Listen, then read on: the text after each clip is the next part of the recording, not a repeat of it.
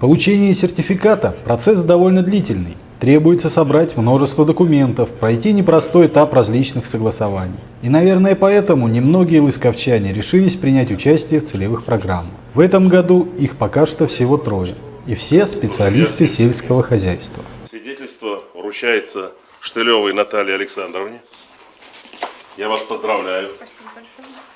Я очень рад, что вам все понравится. И вы свою жизнь продолжите в сельском хозяйстве. Спасибо большое. Свидетельство, сертификат вручается Боцману Николаю Александровичу. Я вас поздравляю. Я думаю, сертификат поможет вам в дальнейшем. Спасибо. Свидетельство вручается Яромасовой Марии Александровне. Поздравляю вас. Мы хотим поблагодарить администрацию Лысковского района, администрацию Варминского, извините, и управление сельского хозяйства. Спасибо вам большое.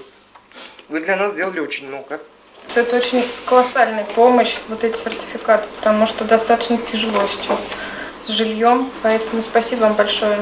Очень хочется поблагодарить и управление сельского хозяйства, и главу администрации нашего Лысковского района, и особенно директора Чулукова Владимира Геннадьевича, ООО «Плодопитомник». Мы надеемся, что с помощью этого сертификата вы решите свои жилищные проблемы, свои бытовые проблемы, а в дальнейшем все свои силы, знания, весь свой труд направите на благосостояние нашего родного сельского хозяйства Лысковского района. А после вручения общее чаепитие и объяснение принципа реализации полученных сертификатов. Судя по всему, совсем скоро эти 3 семьи получат действительно весомую поддержку.